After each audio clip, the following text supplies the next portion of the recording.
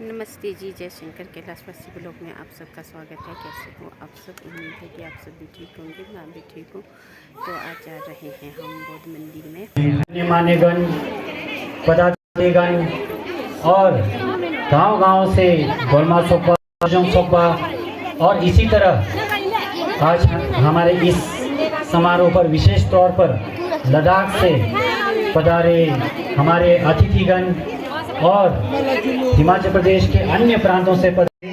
और यहाँ पर जो है जब उनके कई अनुयायी हो गए तो उसके पश्चात अनुयायियों की इच्छा अनुसार ऋषि पालन सिंह जी ने इस छोसकोलिंग गौ सेवा संघ की स्थापना की। आप सब जानते हैं इसका जो है मूल गोम्बा जो है ब्रेलिंग की है और वहाँ पर उन्होंने जो है इस गोम्बा की स्थापना की। ये आज उसकी शाखा के तौर पर यहाँ नया बनाया गया है। तो इसका मूल परम सत्य ऋषि पालन सिंह जी का मूल उद्देश्य यही था कि जो है किन्नौर के समाज में कुछ योगदान दिया जाए। किन्नौर के समाज के लोगों को जो है बौद्ध धर्म दर्शन में जो है उन्हें जो उनकी जो सीखने की जो लालसा है उनको जो है पूरा किया जाए। तो इस ऐसे में जो है और कई उद्देश्य उनका ये था कि गांव-गांव में जाकर लोग जो है अपने जो है एक सामाजिक तौर पर व्यक्तिगत तौर पर काफ़ी कई समस्याओं का सामना कर रहे थे। तो ऐसे में बौद्ध विज्ञान में जो लिखी जो बातें हैं उनको जो है गांव-गांव में लोगों को लाकर उसके माध्यम से जो है लोगों का कल्याण करना हो और हमारी किन्नौरी संस्कृति हो, किन्नौरी बोली हो, वो भी बहुत आवश्यक है। इसको भी उन्होंने उद्देश्य में लेकर गिशे रिम्पोछे जी ने इस संस्था की स्थापना की है। कई भिक्षुगण, आचार्यगण ऋषि यहाँ से जो है उत्तीर्ण हो चुके हैं। इसलिए ये संस्था केवल जो है एक बौद्ध का केंद्र नहीं है, एक सामाजिक केंद्र है। इसलिए हम सब किन्नौर वासियों को जो है इसमें जो है एक ये मानना हमारे लिए एक ये अहोभाग्य है, परम भाग्य है कि किन्नौर में इस तरह की संस्था भी है। तो मैं बहुत सबसे पहले हमारे मंदिर का स्वागत पारंपरिक तरीके से करने जा रहे हैं। तो इसलिए जो है छोसकोलिंग गौ सेवा संघ के सदस्य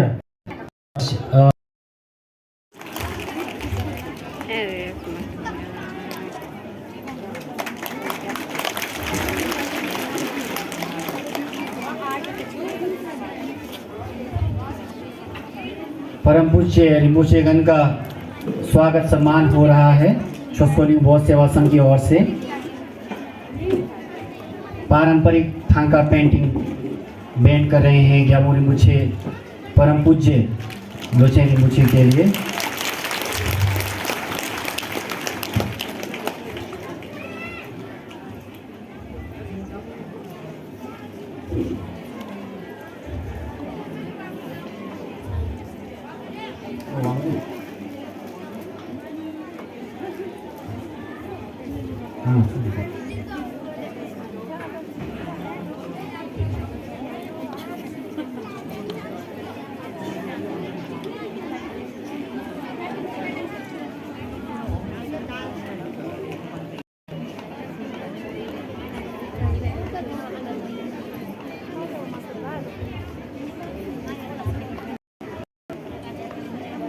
श्री विवेक चहल एसपी पुलिस अध्यक्ष जी का यहाँ स्वागत किया जा रहा है।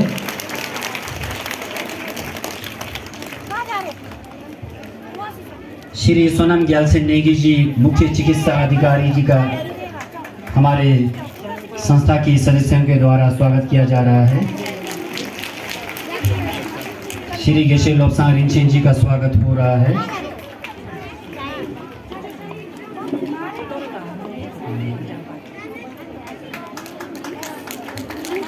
जोरदार तालियों के बीच में हमारे अतिथियों का जोरदार स्वागत होना चाहिए।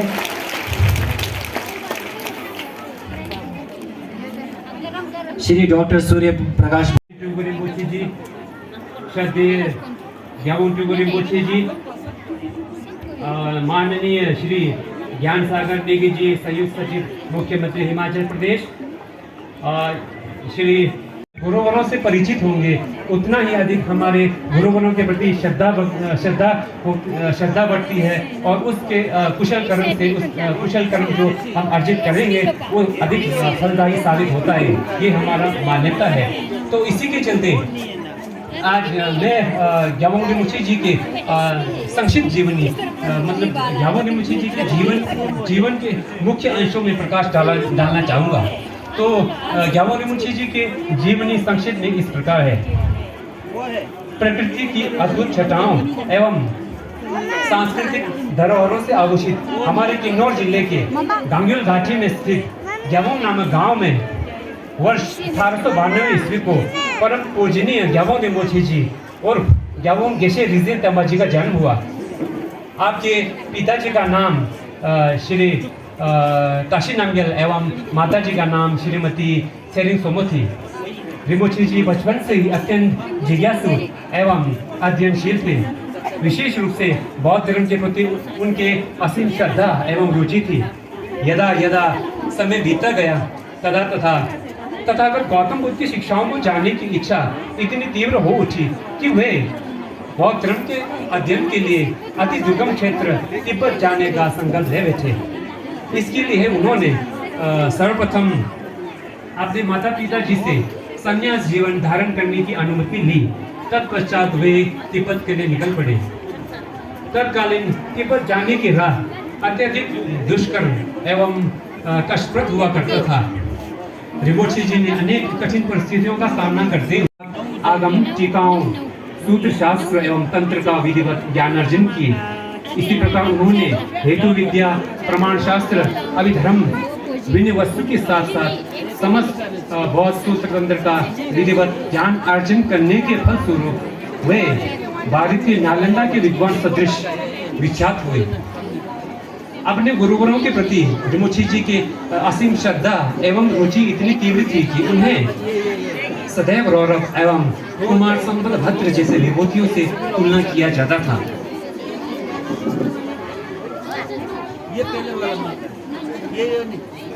तिब्बत में सुप्रसिद्ध लोसलिंग बौद्ध महाविहार के पुस्तकालय में जब ग्रंथों का संशोधन हो रहा था तब विशेष रूप से किन्नौर के ग्यावों रिम्पोछे जी के महनीय योगदान रहा। अपने अध्ययन के साथ साथ ग्यावों रिम्पोछे जी वहाँ पर अध्ययनरत छात्रों को भी तथागत गौतम बुद्ध की शिक्षाओं का अवबोधन कराते रहे। सन 1959 को जब चीन ने तिब्बत पर अपना आधिपत्य जमाया तब रिम्पोछे जी को अपने वतन लौटने पर विवश होना पड़ा। वे अपने कर्मस्थल किन्नौर पहुंचे और यहाँ के जन श्रद्धालुओं के अनुरोध एवं उनके आध्यात्मिक आकांक्षाओं की पूर्ति के लिए वे गांव-गांव जाकर लोगों को बौद्ध धर्म प्रवचन एवं उन्हें नैतिक जीवन जीने का उपदेश देते रहे। कुछ वर्षों पश्चात वर्तमान महामहिम 14वें दलाई लामा जी को ये ज्ञात हुआ कि किन्नौर के प्रकांड विद्वान ग्यावों रिम्पोछे जी बौद्ध गया प्रवास पर हैं। तो उन्हें ग्यावों रिम्पोछे जी से आर्य मंजूनाथ सुमति किपली द्वारा रचित स्वर्णावली की व्याख्यान सुनने की इच्छा जागृत हुई तथा उन्हें धर्मशाला आने के लिए निमंत्रण भेजे। ग्यावों रिम्पोछे जी ये चिंतन करने लगे कि इतने महान सत्पुरुष को मैं भला कैसे व्याख्यान दूं। परंतु कुछ दिनों पश्चात पुनः एक संदेश आया जिसमें इस बात का जिक्र किया गया था कि ग्यावों रिम्पोछे जी अगर आप धर्मशाला आने में असमर्थ हैं तो मैं स्वयं आपके पास बौद्ध गया आऊँगा। वे परम पावन दलाई लामा जी को कष्ट नहीं देना चाहते थे, इसीलिए धर्मशाला आकर परम पावन दलाई लामा जी को स्वर्णावली संक्षिप्त प्रज्ञा पारमिता आदि की व्याख्यान दिए थे। यही कारण है कि परम पावन दलाई लामा जी अक्सर अंतर्राष्ट्रीय मंच पर हमारे किन्नौर का जिक्र करते हुए कहते हैं कि किन्नौर जो है तो मेरे गुरुवरों को जन्मस्थल है। तो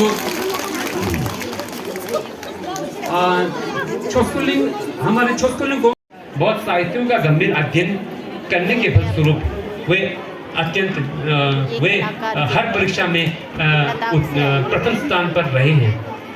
तो वर्ष 1998 को आपको ग्यावों रिम्पोछे जी के द्वितीय अवतारी पुरुष के रूप में अभिज्ञान किए। ये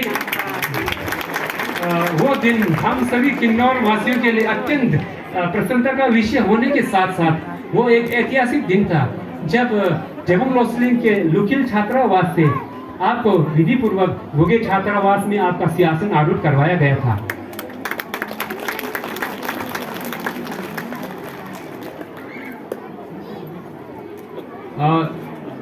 वर्ष 2016 में श्रद्धेय ग्याबुंग टोगो रिम्पोछे जी ने गेशे लाराम्पा उपाधि से अलंकृत हुए, जो कि वर्तमान शिक्षा व्यवस्था में पीएचडी की समकक्ष है। इस गेलुक सामुदायिक महापरीक्षा में सैकड़ों परीक्षार्थियों के मध्य प्रथम स्थान प्राप्त कर ग्याबुंग टोगो रिम्पोछे जी ने हम समस्त किन्नौर वासियों को गौरवान्वित किए। ग्याबुंग टोगो रिम्पोछे जी ने अनेक अत्याधुनिक गुरुवरों से बौद्ध धर्म, प्रवचन, व्याख्या एवं अभिषेक प्राप्त किए हैं। इसी प्रकार बौद्ध धर्म, जीवन, समाज तथा पर्यावरण को लेकर आप विशेष रूप से उद्बोधन देते हुए समाज तथा प्राणी मात्र कल्याण के लिए आप समर्पित हैं। इसी प्रकार परंपरागत शिक्षण प्रणाली की जो व्यवस्था है, इसे वर्तमान शिक्षण प्रणाली की व्यवस्था में पुनः स्थापित करने के लिए आप प्रतिबद्ध हैं। ग्याबुंग टोगो रिम्पोछे जी ने अपने अध्ययन के साथ साथ वहाँ पर अध्ययनरत छात्रों को, विशेष रूप से हमारे किन्नौर के छात्रों को भी तथागत गौतम बुद्ध के शिक्षाओं का अवबोधन कराते रहे। वर्ष 1999 में पहली बार ग्याबुंग टोगो रिम्पोछे जी के हमारे किन्नौर में पहली बार पदार्पण हुआ। तब आप अपने पूर्व के पैतृक गांव ग्याबुंग पहुंचे और वहां पर अपने परिजनों से रूबरू होने के पश्चात छोस्कोलिंग गोम्बा में आपका दिव्य आगमन हुआ। तो उस दौरान हमारे खादुरा गेशे रिम्पोछे जी एवं ग्याबुंग टोगो रिम्पोछे जी का विशेष भेंट हुआ। यह भी एक ऐतिहासिक दिन था जब खादुरा गेशे रिम्पोछे जी ने ग्याबुंग टोगो रिम्पोछे जी को भविष्य में छोस्कोलिंग गोम्बा के संचालन एवं मठीय दायित्वों का निर्वहन करने का जो परम दायित्व आपको सौंपे थे। ग्याबुंग टोगो रिम्पोछे जी के कुशल कार्य,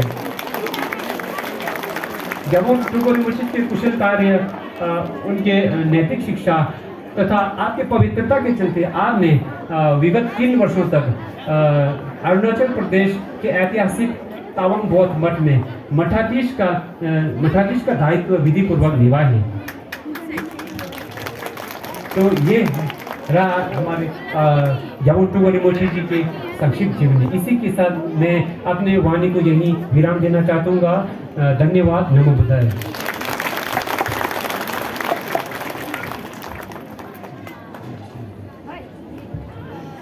बहुत बहुत धन्यवाद आचार्य लोब्सांग गेरिंग नेगी जी। आपने बहुत ही विस्तृत तरीके से हमारे गोम्बा के मठाधीश ग्याबुंग टोगो रिम्पोछे जी की जीवनी के बारे में आपने बताया। आपका बहुत बहुत हृदय से धन्यवाद। एक बहुत ही ज़रूरी सूचना है। ऊपर NH पर बोलेरो 7471 लगी हुई है, वो गाड़ी वहाँ फंसी हुई है। तो इसलिए जिसका भी गाड़ी है जल्द से जल्द इस गाड़ी को वहाँ से निकाल दें। अब इस कार्यक्रम के आगे की कड़ी में मैं अब हमारे बीच आज के अतिथि श्री ज्ञान सागर नेगी, संयुक्त सचिव मुख्यमंत्री हिमाचल प्रदेश जी से सादर अनुरोध करता हूं कि आप आएं और आज के इस कार्यक्रम के संबंध में आप अपने उद्गार व्यक्त करें। श्री ज्ञान शरण नेगी जी, संयुक्त सचिव मुख्यमंत्री हिमाचल प्रदेश।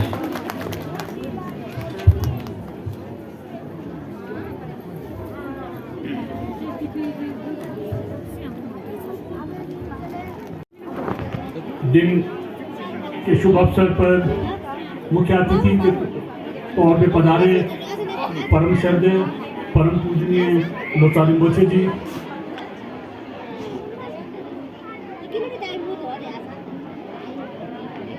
इस मठ के मठाधीश ग्याबुंग टोगो रिम्पोछे जी, SP किन्नौर,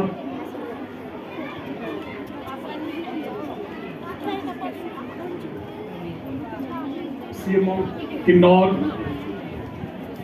गेशेला लोब्सांग जी, अन्य यहाँ भिक्षु एवं भिक्षुणी संघ, किन्नौर के प्रबुद्ध जनता, माताओं, बहनों, भाइयों और खासकर जो लद्दाख से आए हमारे जो अतिथि हैं, मैं आप सबका इस समारोह में आपका भी मैं हार्दिक स्वागत करता हूं। आप सबका हार्दिक स्वागत कर रहे हैं। आज के इस समारोह में मुझे रिम्पोछे जी द्वारा यहाँ बोलने का आदेश हुआ है। मैं समझता हूँ कि मैं इस समारोह में उपस्थित होकर मैं अपने आप को बहुत ही ब्लेस्ड और प्रिविलेज फील कर रहा हूँ। उसके अलावा मैं एक अनभिज्ञ आदमी हूँ और इस अवसर पर मुझे नहीं लगता कि मैं आप लोगों से कुछ बोल पाऊँगा, लेकिन ये आज ऐतिहासिक क्षण है जिस दिन हमारे यहाँ पे ग्यामो रिम्पोछे जी का पदासन हुआ है। ग्यामो रिम्पोछे जी, जैसे कि मेरे से पूर्व वक्ताओं ने बताया कि एक बहुत महान, पिछले जन्म में बहुत महान व्यक्ति थे, बहुत ही विद्वान तथा विद्वान होने के साथ साथ एक बहुत ही प्रैक्टिस करने वाले सिद्ध पुरुष थे। उन्हें हिज होलीनेस दलाई लामा जी का भी गुरु बनने का गौरव प्राप्त हुआ। बोल रहे हैं कि हमारे हिमाचल में बहुत पहाड़ डेंजरस है। ये लद्दाख से आए हुए रिम्पोछे जी के भाई बहन है, सारे रिश्तेदार भी आए हुए, 8 गाड़ी आए हुए टोटल। हमारे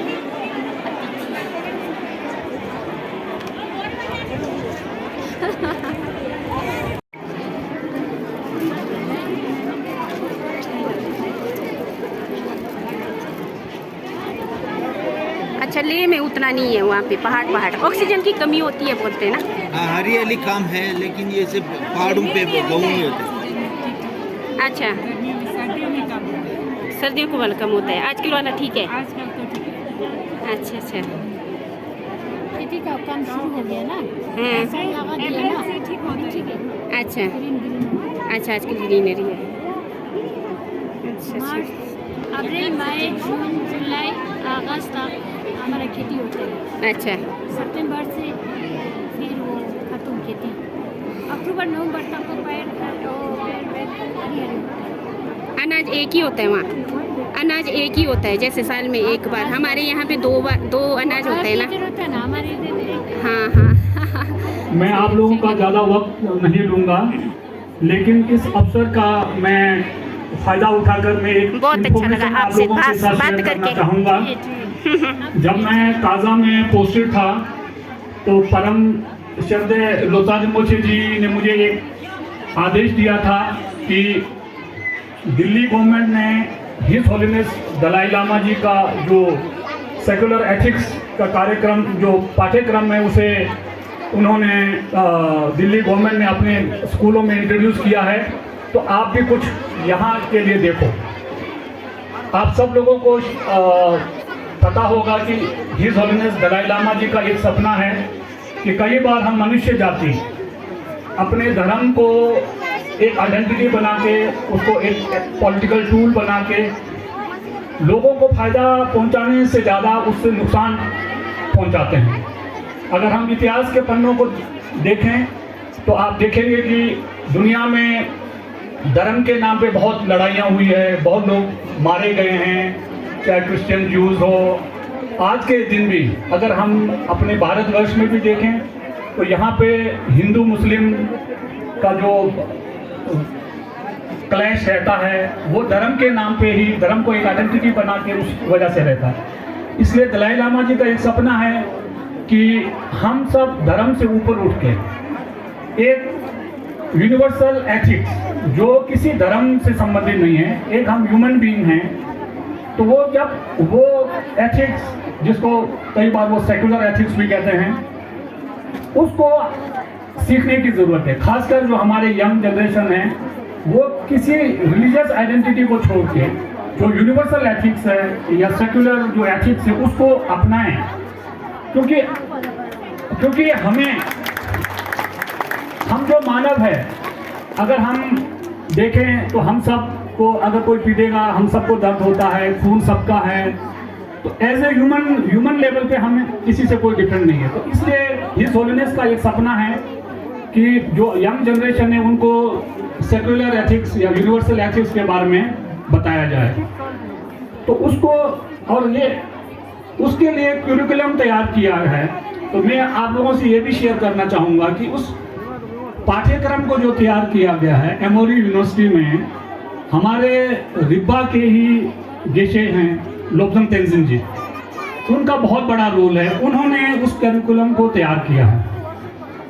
तो लोब्सा रिम्पोचे के डायरेक्शन पे हम लोगों ने उसको काजा के प्राइमरी स्कूल में इंट्रोड्यूस करने की कोशिश की। वहाँ इंट्रोड्यूस भी हुआ। रिम्पोचे जी के कर कमलों के द्वारा ही उसका शुरुआत किया गया था। तो रिम्पोचे जी उसके बाद हमारे आने के बाद थोड़ा सा प्रॉब्लम आया था कि क्योंकि ये गवर्नमेंट द्वारा मान्यता प्राप्त नहीं है, तो इसलिए इसको हम किस तरह से चलाएं।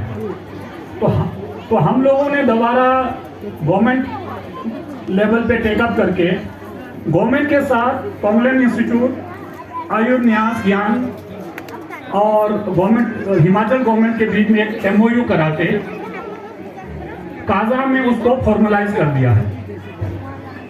अब जो है रिसेंटली अभी कुछ दिन पहले तोंगलेन इंस्टीट्यूट ने प्रोफेसर सामडोंग रिम्पोचे जी को दिल्ली शिमला में इनवाइट किया था कि लोगों को इसके बारे में इंफॉर्मेशन दिया जाए। तो हम लोगों ने रिम्पोचे जी हमारे जो एजुकेशन मिनिस्टर हैं उस मीटिंग में हमारे एजुकेशन मिनिस्टर, सीपीएस एजुकेशन, हमारे सेक्रेटरीज, डायरेक्टर्स सारे थे।